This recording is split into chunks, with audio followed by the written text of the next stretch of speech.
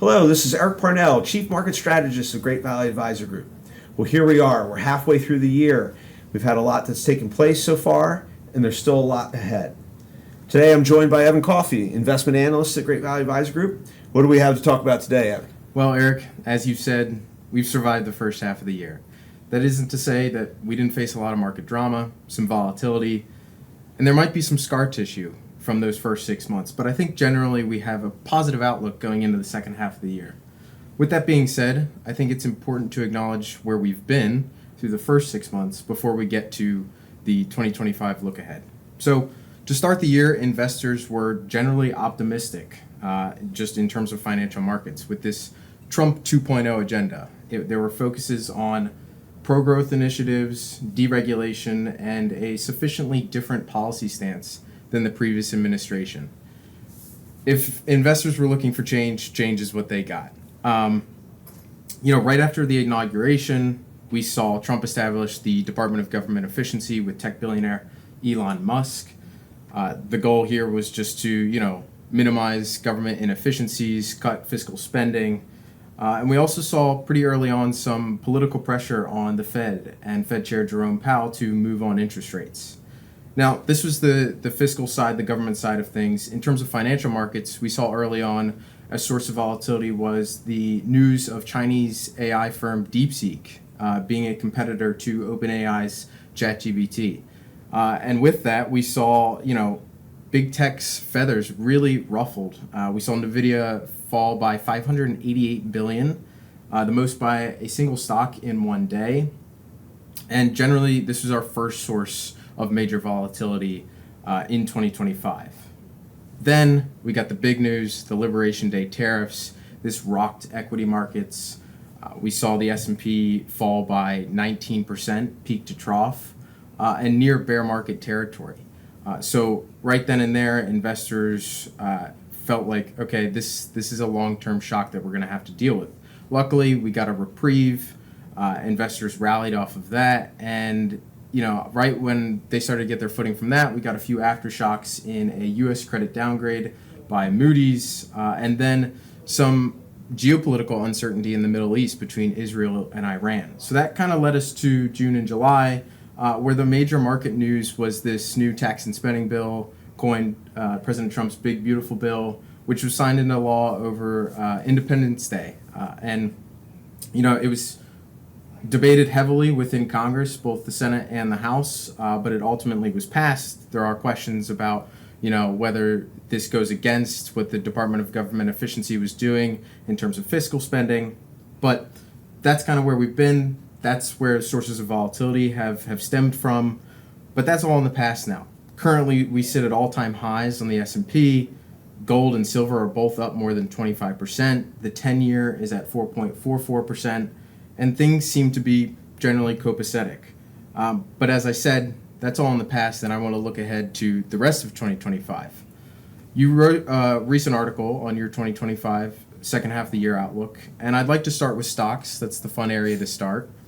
You seem to be generally bullish on equities moving into the second half of the year. But, we just got reports that Q2 earnings season is supposed to be somewhat slower than Q1. FactSet is reporting a 5% corporate earnings growth across the board. As I said, this seems to be a bit slower than expected. Why, is this just analysts under-promising, over-delivering? And to that point, why are you bullish on equities moving into the second half of the year? Yeah, it's been an interesting trip. A lot of volatility to effectively get back to where we started at the beginning of the year. We're marginally positive for the year, but we've constructed, despite the fact that we're at new all-time highs in the S&P 500, we've constructed the classic wall of worry. We're heading into second quarter earnings season. We've seen analysts meaningfully revise lower the earnings outlooks for companies in the second half of the year. It's understandable because of some of the uncertainty that the tariffs and the potential for economic slowing have injected into the outlooks. But the reality of it is that when you look at the hard data, the economy just continues to chug along. Economic growth is expected to be positive in the second half of the year, despite some of the concerns that we might see a recession. I don't think that's likely. If we do see the economy slowing, it's still likely to be on the positive side in terms of growth. When you get into the weeds in terms of earnings forecasts, they're more they're more positive than some of the news recently has suggested. And even if it does slow to a mid-single digit level, it's easy to forget that in 2024, the stock market rose by 24%, with corporate earnings growing anywhere in the range of 5 to 8%. Yeah. So, I mean, if that could send the stock market higher by 24% last year, that's the type of fuel that continued to have stocks advance in the second half of the year. And do you think that levels like 6,500, 6,700 are attainable for us, where we're currently sitting at, around 6,260 right now? Yeah, I would say, barring an exogenous shock or some sort of unanticipated event, it's very reasonable to think that with current corporate earnings projections, even if they're revised lower in the second quarter or the third quarter, that we could reasonably see the S&P 500, above 6,500 and the 6,700 range by the end of the year. The other thing that's important to remember as we go through the next few weeks is that it's earnings season, and stocks have historically liked earnings season, even if the results are less than what was originally anticipated. And analysts have done a good job of setting the bar low here going into the second quarter earnings season. But even if they don't meet expectations, one of the things that earnings season provides is certainty. It provides another piece of information that says, a couple months ago we were wondering, okay, what's going to be the impact of tariffs on the corporate outlook?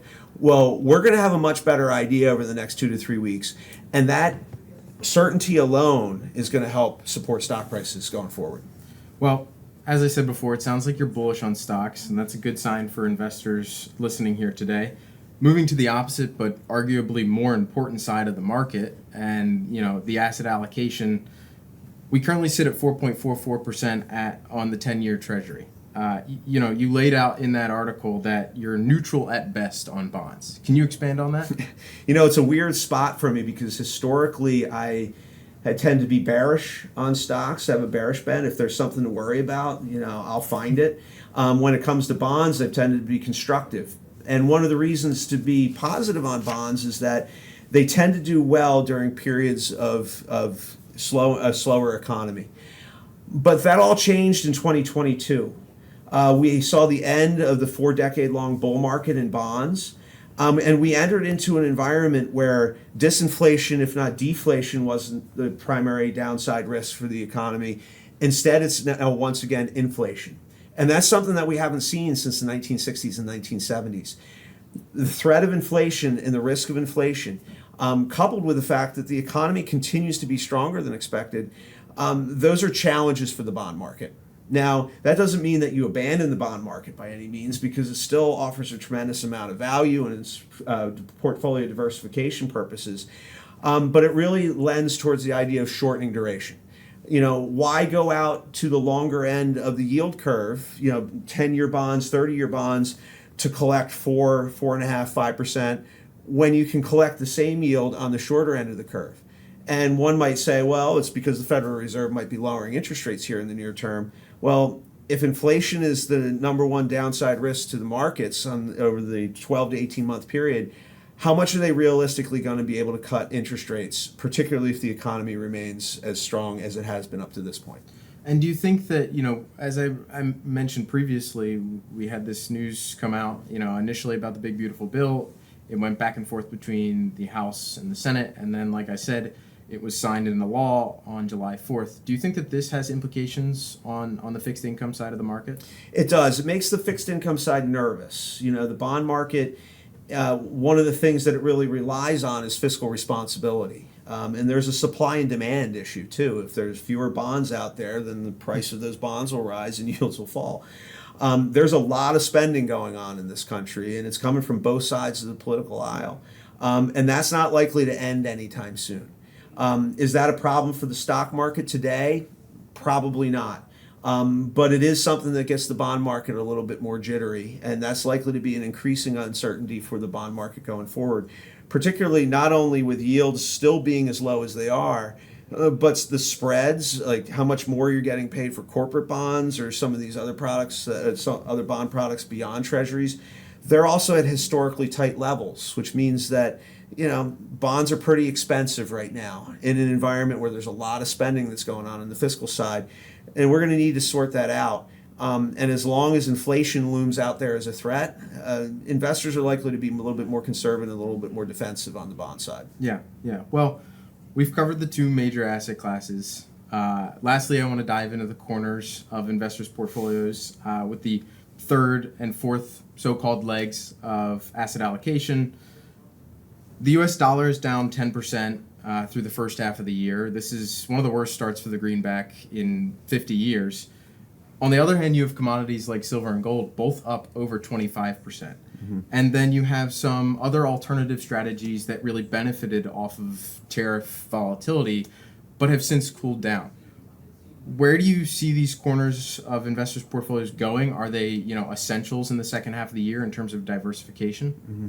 Yeah, you think about the principles of diversification, and you think about having a long-term investment plan, and that really implies to the current market environment.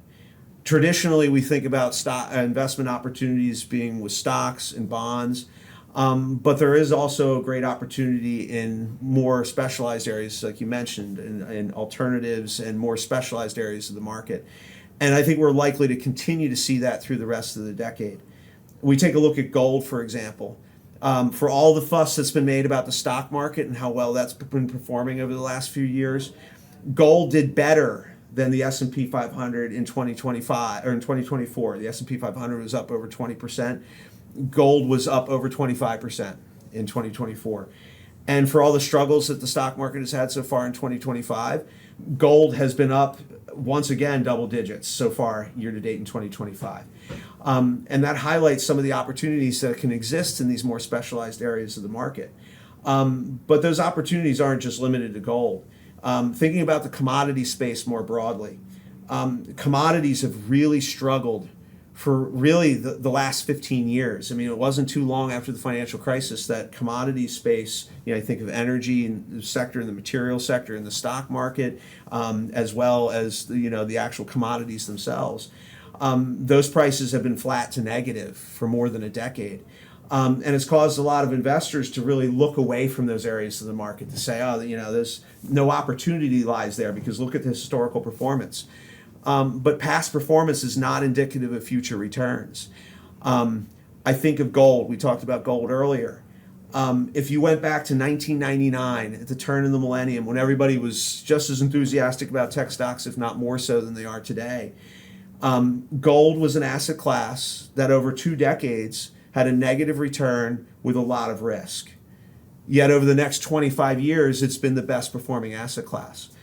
I think when one looks at commodities today, it's over the last 13 years, it's had a negative return with high risk. But you look at the world that we're living in today, one of greater geopolitical risk, the importance of national security, and all of these governments around the world that are talking about the need for mineral rights and getting access to natural resources. It's hard to look past the commodity space and say, hey, there's not an opportunity here. And that could be really attractive over the next 10 years. Well, the last thing I want to touch on is that greenback, the U.S. dollar. Yeah. It's had a rough road. Where do you think the dollar's going to go? Is it, heavily tied to what comes about with tariffs in August? Or, do you think that there's an opportunity here for foreign investors? Yeah, I think the path of least resistance for the U.S. dollar going forward is down. A weaker dollar relative to global currencies.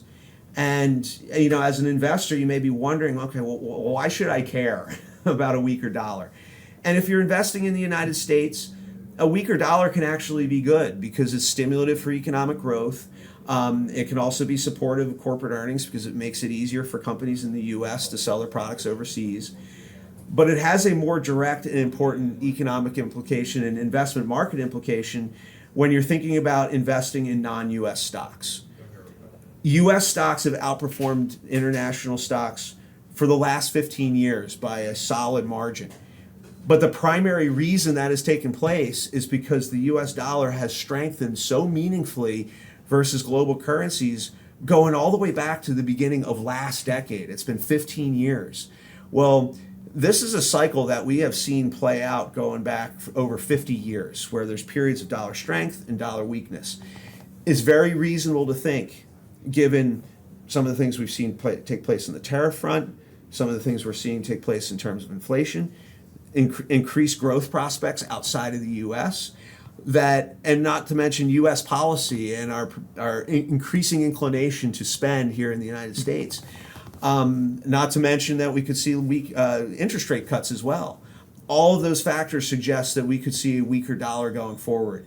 If we see a weaker dollar and a sustainably weaker dollar, that suggests that we could see international stocks do much better relative to U.S. stocks than we've seen for quite a while now. Well, I think you've done a great job laying out the foundation of where we at GVAM think financial markets are going to go in the second half of 2025. Overall, like I said at the outset, it seems like we've got a generally positive view on financial markets. It seems like as long as hard economic data and corporate earnings are growing, that we seem to be in a good spot. So thank you, Eric. Yeah, thank you, Evan, and thank you for joining us for this latest market insight, and look forward to you joining us again soon.